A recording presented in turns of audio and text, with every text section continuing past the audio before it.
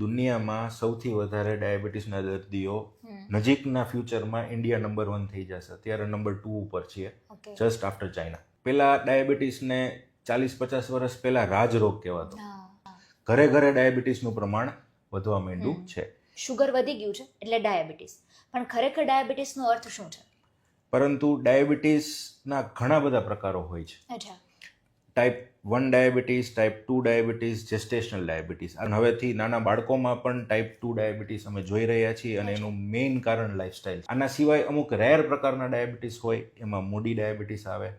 અમુક pancreatic diabetes એટલે કે સ્વાદુપિંડ જે છે એ સંકોચાઈ ગયું હોય. ડાયાબિટીસના સામાન્ય લક્ષણો તો કે વજન ઘટી જવો, વાડે ઘડીએ યુરિન એટલે કે પેશાબ લાગવો, ભૂખ વધારે લાગવી, પગમાં શરીરમાં થાક લાગવો, આ બધા કોમન લક્ષણો છે. પણ એમાં આપણી લાઈફસ્ટાઈલથી આપણે એમાં ખાતર અને પાણી આપીએ છીએ અને ત્યારે ડાયાબિટીસ નામનો એક રોગ અને એક છોડ ઊભો થાય છે. માનસિક તણાવ છે એ પણ આ એક રોગને ઉપજાવવા માટે બહુ મોટું.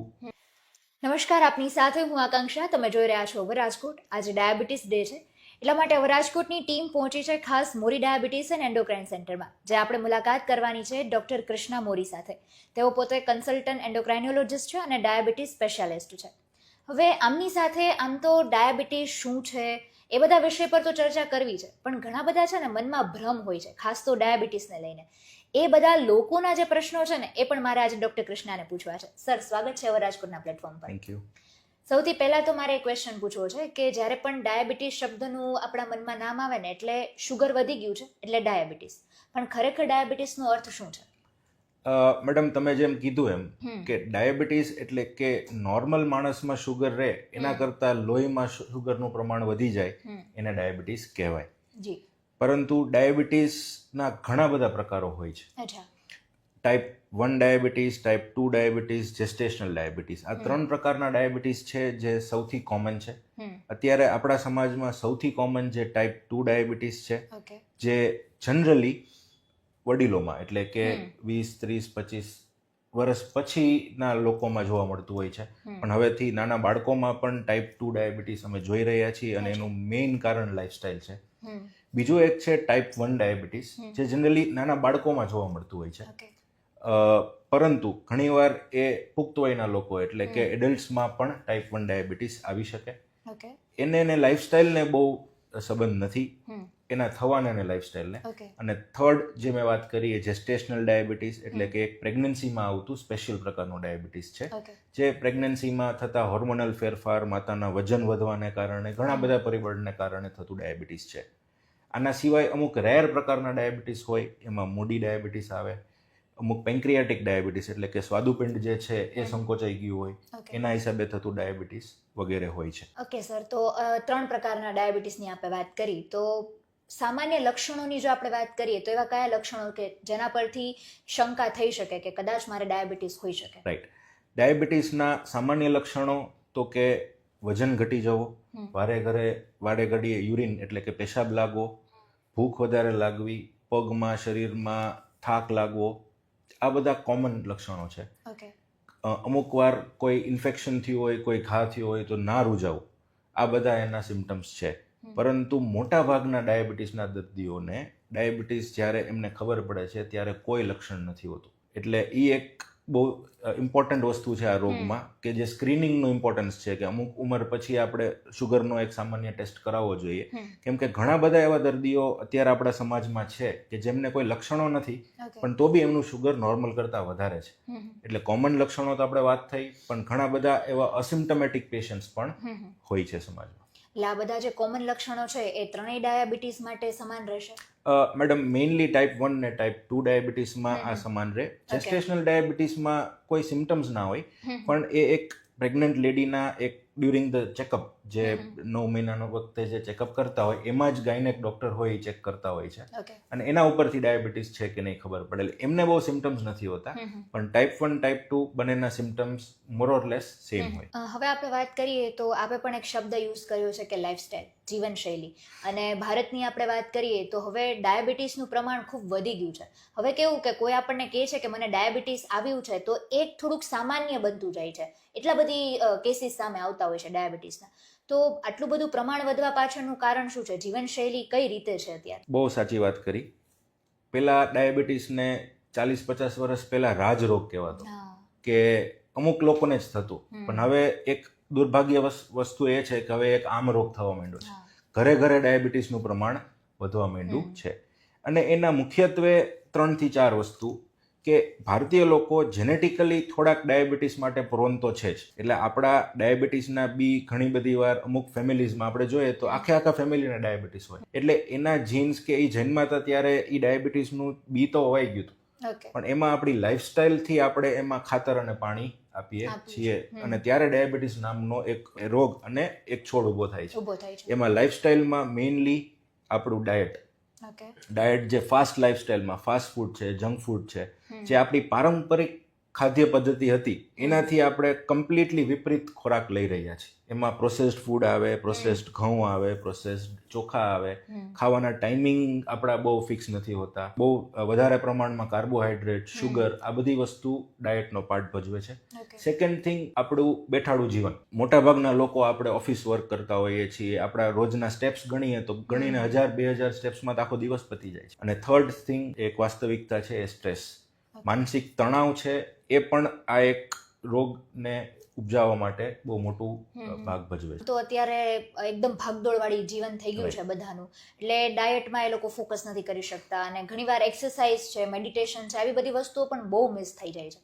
તો એવી કઈ કઈ વસ્તુઓ કે એવી કઈ બાબતનું ધ્યાન રાખી શકીએ કે જેથી કરીને જેમને ડાયાબિટીસ નથી થયું એ લોકો એમનાથી બચી શકે? 100%. સો પ્રિવેન્ટિવ વાત કરીએ તો mainly at least 40 to 45 minutes daily exercise. એમાં બધાની એક્સરસાઇઝ અલગ અલગ હોઈ શકે. યંગ લોકો માટે અલગ એક્સરસાઇઝ હોય, આપણા પેરેન્ટ્સની એજના 50-60 યર્સના હોય એના માટે અલગ એક્સરસાઇઝ હોય. પણ 40 to 50 મિનિટ્સ પર ડે ની એક્સરસાઇઝ ખૂબ જ જરૂરી છે. સાથે સાથે મેડિટેશન, યોગા 100% એમાં ભાગ ભજવે છે. અને થર્ડ પાર્ટ, ડાયટમાં નાના મીલ્સ લેવા, દિવસમાં 4 થી 5 વાર કટકે જમવું. પ્રોસેસ્ડ ફૂડ એટલે કે મેંદો, આપણે જે ફાસ્ટ ફૂડની જે વાત કરીએ એ બધી વસ્તુથી દૂર રહેવું. ઘઉં, ચોખા લઈ શકાય, નથી લેવા એવું નથી, પણ અલગ અલગ લઈએ. એક ટાઈમ ઘઉં લઈએ, એક ટાઈમ ચોખા લઈએ, એક ટાઈમ મિલેટ્સ, જે આજકાલનું જે બહુ સારું અને ફૂડ છે, ને અત્યારે આપણે ગવર્મેન્ટ પણ એને ઘણું બધું પ્રમોટ કરી રહી છે, જેમાં બાજરો, જુવાર, રાગી, એ બધીમાંથી બનેલી વસ્તુઓ. સાથે સાથે પૂરતા પ્રમાણમાં સલાડ્સ, ફ્રૂટ્સ, આ બધી વસ્તુઓ લેવાથી ડાયાબિટીસ જેને થવાની સંભાવના છે એ લોકોને મોડું થઈ શકે છે અથવા થતા અટકે છે. અને એવા કયા ફૂડ્સ છે કે જે શુગર સિવાય આપણે બીજા ફૂડ્સની વાત કરીએ તો એમને અવોઇડ કરવાના છે? 100%. સો અમારે ઘણા પેશન્ટ્સ આવતા હોય કે એવું કે સાહેબ મને ડાયાબિટીસ થયું પણ હું તો શુગર ખાતો જ નથી. એટલે વી હેવ ટુ અન્ડરસ્ટેન્ડ કે શુગર ખાવાથી ડાયાબિટીસ થાય અને શુગર ના ખાવાથી ડાયાબિટીસ ન થાય એ એક બહુ મોટી ગેરમાન્યતા છે. એટલે આપણા રૂટીન ખોરાકમાં જ્યારે કાર્બોહાઈડ્રેટ કન્ટેન્ટ વધે, એમાં કાર્બોહાઈડ્રેટમાં મેઇનલી આપણા અનાજ આવે, ઘઉં, ચોખા, મેંદો, એ વધે. એ બધા ફૂડથી ડાયાબિટીસ થવાની સંભાવના વધતી હોય છે. પ્રોટીનવાળો ખોરાક, ફાઈબરવાળો ખોરાક, વેજીટેબલ્સ, એનાથી એવા ફૂડથી ડાયાબિટીસ થવાની સંભાવના ઘટતી હોય છે. અચ્છા, એટલે માત્ર શુગર જ એનું ઓલું છે એવું નથી એમ? શુગર પણ એક ફોર્મ ઓફ કાર્બોહાઈડ્રેટ જ છે. યસ. એટલે કાર્બોહાઈડ્રેટ કલ્પ્રિટ છે, શુગર કલ્પ્રિટ નથી. પછી ઘણા બધા લોકો છે ને આપણને એવું કહેતા હોય કે હું ખાંડ નથી ખાતો, હું ગોળ ખાઉં છું, મને ડાયાબિટીસ નહીં થાય અથવા એ અટકી જશે. ખાંડ છે એ એક શુગર કેન એટલે કે આપણે એમાંથી જ બનેલી એક વસ્તુ છે અને એ એક પ્રોસેસ્ડ વસ્તુ છે. એટલે ખાંડ અને ગોળની તફાવત કરીએ તો ખાંડમાં પ્રોસેસિંગ વધી જતું હોય છે, કેમિકલ ને બધું વધતું હોય છે. But after all diabetes point of view બંનેમાં 19-20નો ફેર છે, બંને સેમ જ કહેવાય. અને ખાસ આપણે વાત કરીએ ને તો બોર્ડર એવો આપણે શબ્દ યુઝ કરતા હોઈએ છીએ કે બોર્ડરથી પાર ના થવું જોઈએ, તો એ તમને ડાયાબિટીસ આવ્યું છે, એની અંડરમાં છે તો એ કંટ્રોલમાં છે. તો એ આપણે થોડીક સામાન્ય સમજ મેળવીએ તો એ કઈ રીતની માહિતી છે? એટલે જે બોર્ડરની વાત મેડમ કરતા હોય એ બ્લડ રિપોર્ટ્સ ઉપર થતી હોય. ઓકે. એટલે ડાયાબિટીસના 3 પ્રકારના બ્લડ રિપોર્ટ્સ હોય. એક ફાસ્ટિંગ એટલે કે ભૂખ્યા પેટનો રિપોર્ટ, એક પોસ્ટ પ્રેન્ડિયલ એટલે કે જમ્યા પછી, સામાન્યપણે બપોરે જમ્યા પછી 2 કલાકનો રિપોર્ટ, અને એક HbA1c એટલે કે 3 મહિનાનો સરેરાશ ઓરેલ એવરેજ રિપોર્ટ. એટલે ફાસ્ટિંગ શુગર કોઈ વ્યક્તિનું, ફાસ્ટિંગ એટલે શું કે 8 કલાક પહેલા પેટ ખાલી હોવું જોઈએ સવારના ટાઈમે. ઓકે. એવું શુગર 126 મિલીગ્રામ પર ડેસીલીટરથી વધારે હોય. જમ્યા પછીનું એટલે કે પોસ્ટ પ્રેન્ડિયલ 200 મિલીગ્રામ પર ડેસીલીટરથી વધારે હોય, અથવા HbA1c જે એક ટકાવારી એટલે કે પર્સન્ટેજના રૂપમાં આવે એ 6.5% થી વધારે હોય તો એને ડાયાબિટીસ કહેવાય. હવે બોર્ડર શબ્દ છે એ એક આપણામાં ઓમ તો ડાયાબિટીસ છે ને નથી, એક વેલ્યુ આવે જે પ્રી ડાયાબિટીસ કહેવાય. એને આપણે ઓમ જોઈએ તો બોર્ડરલાઇન ડાયાબિટીસ આપણી ગુજરાતી ભાષામાં કહી શકાય. એટલે મેં તમને જે વેલ્યુઝ કીધી એનાથી વધારે છે એને ડાયાબિટીસ કહેવાય. પ્રી ડાયાબિટીસ એટલે કે ફાસ્ટિંગ 100 થી 126, પોસ્ટ પ્રેન્ડિયલ 140 થી 200 અને HbA1c જે વાત કરી એ 5.7 થી 6.5 ની વચ્ચે હોય એને બોર્ડરલાઇન ઓર પ્રી ડાયાબિટીસ કહેવાય. અને આની ટ્રીટમેન્ટમાં શું રહેતું હોય? Mainly 4 steps. સૌથી પહેલું ડાયટ જે આપણે વાત કરી. સેકન્ડ સ્ટેપ છે એક્સરસાઇઝ. આઈડિયલી 150 મિનિટ્સ પર વીક એટલે કે રોજની 30 થી 35 મિનિટની એક્સરસાઇઝ. એમાં પણ જો થઈ શકે તો બે પ્રકારની એટલે કે એરોબિક એક્સરસાઇઝ જેમાં વોકિંગ, સાયકલિંગ, સ્વિમિંગ આવતી હોય, અને એનએરોબિક એક્સરસાઇઝ કે જેમાં વેઇટ લિફ્ટિંગ આવતું હોય, મસલ બિલ્ડિંગ એક્સરસાઇઝ. બંનેનો એક ઇક્વલ પ્રમાણમાં સમાવેશ થાય તો એ વધુ સારું છે. Third part which is very important is stress management. એમાં પ્રાણાયામ, યોગા, કોઈ આધ્યાત્મિક એક્ટિવિટી કે જે માણસને ગમે છે એવી કોઈ હોબીઝ, એમાં માણસ રહેશે તો એનો સ્ટ્રેસ લેવલ ઘટવાનો છે. અને ફોર્થ પાર્ટ જે ખૂબ જ ઇમ્પોર્ટન્ટ છે દેટ ઇઝ મેડિકેશન. મેડિકેશન પણ દવાઓ, ઇન્સ્યુલિન જે આવતું હોય છે.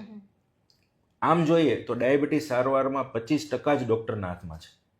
75% એટલે કે ડાયટ, લાઇફસ્ટાઇલ અને મેન્ટલ વેલબિંગ એ પેશન્ટના હાથમાં છે જે એને ઘરે કરવાનું છે. આમ તો પહેલા એવું હતું કે એક ઉંમર પછી લોકોને ડાયાબિટીસ આવતું, પણ આપણે જે રીતે વાત કરી કે અત્યારે ખૂબ નાના બાળકો હોય તો એમાં પણ આપણે સાંભળીએ છીએ ઘણા બધા બાળકોને બાય બોર્ન પણ ડાયાબિટીસ આવતું હોય છે. એ રીતના કેસીસ પણ સામે આવે છે. તો આપણે વડીલો વિશેની તો વાત કરીએ, પણ હવે બાળકો માટે શું કહેવા માંગશો, ખાસ જે બાળકોમાં આવી રહ્યા છે ડાયાબિટીસ? સો બાળકોમાં તમે જે બાય બોર્ન કીધું મેડમ એ નિયોનેટલ ડાયાબિટીસ છે, જે જલ્દી જ જોવા મળતું ડાયાબિટીસ છે.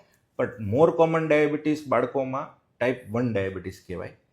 એ ટાઈપ 1 ડાયાબિટીસ કોઈ ઇન્ફેક્શનના હિસાબે કે કોઈ ઓટોઇમ્યુનિટીના હિસાબે થતું ડાયાબિટીસ કે જેમાં બાળકનું સ્વાદુપિંડ ઇન્સ્યુલિન બનાવતું બંધ થઈ જાય છે. અને આવા બાળકોને આપણે બહારથી ઇન્સ્યુલિન આપવાનું રહે છે. એ વસ્તુ થવામાં એ બાળકનો કે પરિવારનો કોઈ વાંક નથી. પરંતુ જે ચિંતાજનક વાત છે એ બાળકોમાં થતું ટાઈપ 2 ડાયાબિટીસ, કે બાળપણમાં high amount of screen time કે દિવસમાં 3-4 કલાક બાળક મોબાઈલ જોવે છે.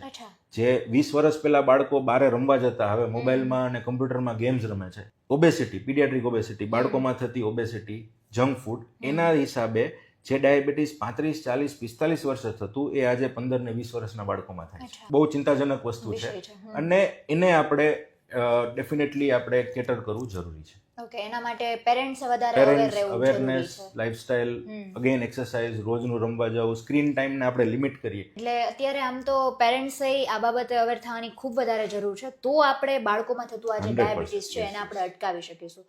હવે એક છે ને આ વાક્ય બી બહુ કોમન છે અને એ તો સાંભળતા હોઈએ છે બધા જ લોકો કે કોઈ ડાયાબિટીસ પેશન્ટ છે ને તો એમ કહેશે કે એક જાંબુ તો ખાઈ શકું, એમ એક જાંબુમાં મને કશું નથી થવાનું, આજે એક થાબડી તો ખાઈ શકું, પ્રસંગ છે મારા ઘરે. તો એક નાનકડી એવું અમાઉન્ટે જો એ શુગર લે છે તો એની ઇફેક્ટ કેવી રીતે થાય છે? સો મેડમ ડિપેન્ડ્સ કયા પ્રકારનું ડાયાબિટીસ છે, એમનો ડાયાબિટીસ ને શુગરનો કંટ્રોલ કેવો છે. સો ડાયાબિટીસ થયું એટલે કોઈ વ્યક્તિએ ગુનો નથી કર્યો એટલે આપણે એને કમ્પ્લીટલી કે સાવ બંધ કરી દો. આપણે બધી વસ્તુ મોડરેશનમાં કરવાનું છે અને જીવન પણ સારી રીતે જીવવાનું છે. સો અઠવાડિયે 15 દિવસે 10 દિવસે એકાદ નાની સ્વીટ લે તો એમાં કોઈ, જો શુગર સારું કંટ્રોલ હોય તો કોઈ પ્રોબ્લેમ નથી. પણ સામે બીજો આપણે કાપ મૂકવો પડે. કોઈ એક સ્વીટ લે તો સામે આપણે અડધી રોટલી ઓછી લઈએ, કાં આજે બપોરે સ્વીટ જમ્યા હોય તો સાંજે થોડુંક વોકિંગ 15-20 મિનિટ વધારે કરી લઈએ. એટલે એ રીતે આપણે મોડિફિકેશન લાઈફસ્ટાઈલમાં બેલેન્સ કરીએ તો 100% ડાયાબિટીસના લોકો સ્વીટ્સ પણ અમુક મર્યાદામાં લઈ શકે છે. ત્યારે જે કેસીસ વધી રહ્યા છે એને ધ્યાનમાં રાખીને, ભવિષ્યમાં અટકાવી શકીએ એને ધ્યાનમાં રાખીને કોઈ એવી બીજી બાબત કે જે તમે લોકોને કહેવા માંગતા હોય? બેઝિક્સ મેડમ સેમ જ રહેશે. ઇનફેક્ટ હવે India is now going to become, or in fact ઘણા ડેટા એવું કહે છે કે it is the diabetes capital in the world. એટલે કે દુનિયામાં સૌથી વધારે ડાયાબિટીસના દર્દીઓ નજીકના ફ્યુચરમાં ઇન્ડિયા નંબર 1 થઈ જશે. અત્યારે નંબર 2 ઉપર છીએ, જસ્ટ આફ્ટર ચાઇના. એટલે ખૂબ જ ચિંતાજનક છે. અને બીજી આપણી એવરેજ એજ છે ઇન્ડિયાની એ ચાઇના કરતાં ઘણી પાછળ છે. પાછળ છે. યસ. સો આપણા લોકો ડાયાબિટીસ સાથે ઝાઝા વર્ષો સુધી જીવવાનું છે, એટલે કે આપણા લોકોમાં નાની ઉંમરે ડાયાબિટીસ થાય છે યસ. અને પાછળની જિંદગી જે ડાયાબિટીસ સાથે જીવવાની છે જે ખૂબ જ વધારે છે અને that leads to lots of complications of diabetes. Exactly. So again the basics remain the same. ઘરમાંથી જ આનું ચાલુ થશે. Good diet, good physical activity અને good mental wellbeing, regular checkups. અમુક ઉંમર પછી રેગ્યુલર ચેકઅપ્સ કરવા, જેથી કરીને વહેલી તકે આપણે ડાયાબિટીસ હોય તો આપણે એના રેમિડિયલ સ્ટેપ્સ કે જે લેવાનો એ લઈ શકીએ. અને જેને ડાયાબિટીસ છે એનું સારું ધ્યાન રાખે, સમયાંતરે એના રિપોર્ટ્સ કરાવે, રિપોર્ટ્સ પ્રમાણે મેડિસિનમાં ચેન્જીસ કરીએ.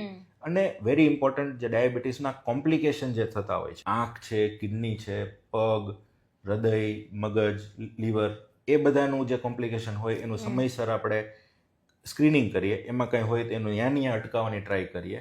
આ એક હોલિસ્ટિક ડાયાબિટીસ મેનેજમેન્ટની વાત થઈ. ખૂબ ખૂબ આભાર સર આપનો કે અમારી સાથે આપે વાત કરી. અને હું પણ એ જ કહેવા માંગીશ કે એક્સરસાઇઝ છે, મેડિટેશન્સ છે, યોગા છે, આ માત્ર ડાયાબિટીસ માટે નહીં, કદાચ એ તમે કરો છો તો એનાથી ઘણા બધા રોગો છે તેને થતાં અટકાવી શકો છો. એટલે આ બધી વસ્તુ ખાસ જીવનશૈલીમાં સુધારો કરીએ. અને એઝ અ પેરેન્ટ્સ તો હું કહેવા માંગીશ જ આપને કે આપના ઘરે પણ જો નાનું બાળક છે તો ખાસ એમનો સ્ક્રીન ટાઈમ ને આ બધી વસ્તુ જો આપણે ધ્યાન રાખીએ તો બાળકોમાં થતું જે ડાયાબિટીસ છે એને અટકાવી શકીએ. અને ભારતમાં જે આ ડાયાબિટીસ માટેનું એમને જે મળેલું છે એને પણ આપણે હટાવી શકીએ અને ભારતમાંથી આ બધા કેસીસ છે એને ઓછા કરી શકીએ. થેન્ક યુ સો મચ આપનો પણ કે આપે આ પૂરો વિડીયો જોયો છે. આવી નવી અપડેટ્સ માટે જોતા રહો હવે રાજકોટ. નમસ્કાર.